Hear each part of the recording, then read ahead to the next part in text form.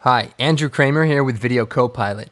Now to start, I'm going to take this real 8mm film clip, which is actually digitally transferred from real 8mm film, so you can't get any more authentic than that. So what I want to do is I want to drag this layer down onto my timeline window right over our bride footage, and then line that up at the 0 point.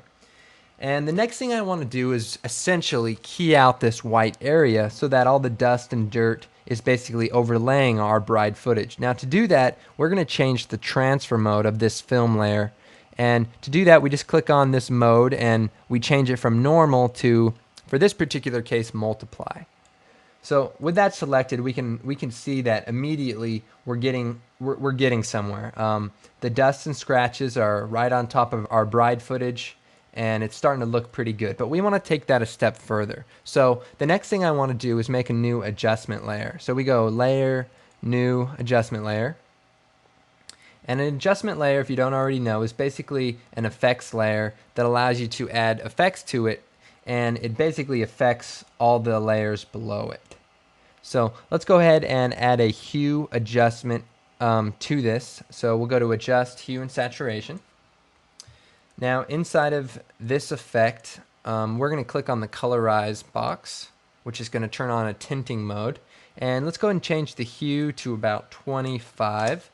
And that kind of gives us a nice old look. And the saturation at 25 looks pretty good.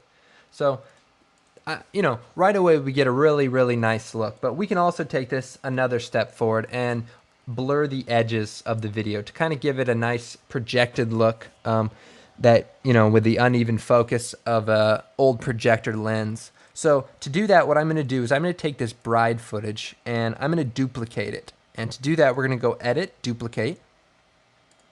Now with this layer selected, if we come up to our Tools palette, underneath the rectangle mask tool is another tool called the elliptical mask tool.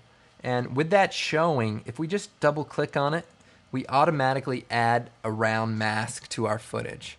And that's exactly what we want to use. The next thing I'm going to do is with this bride footage selected, this second instance of the original bride footage, I'm going to add a fast blur. So we're going to go to Effects, Blur, Fast Blur. And we're going to make it, say, about 25. And let's go ahead and repeat the edge pixels so that our blur doesn't get cut off prematurely. And the next thing I want to do is I want to go into the mask properties for this layer. So if we bring down this little drop down arrow, we see masks here. And underneath here, what we're going to do is we're going to change the mode of this mask to subtract. And so as you can see, that's basically taking away the middle part of this mask. Now it's hard to see on the edges, but the edges are now being blurred out. So we'll go ahead and shut off the film layer for now, just so we can see what's going on. So as you see, the layers, the edges are pretty blurred out. But we want to make that a little bit more impactful. So what we're going to do is we're going to change the mask expansion into some negative values, and that's going to bring the layer in, as you can see, maybe to about right here or so.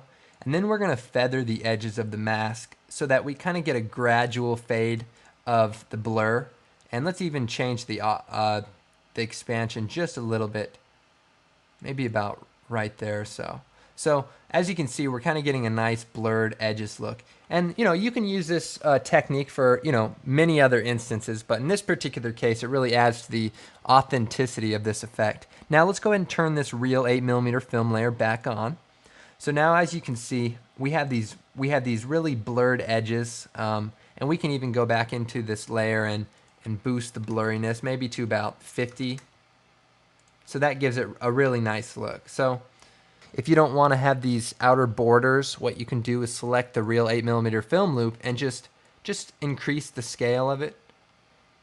And that way you still get the nice dust and scratches, but instead of having that little vignette mask, depending on what you're doing. I kind of think it's a nice effect. It adds just kind of like that, projected on the wall look or whatever. So anyway, this is how you can create an old film look right inside After Effects.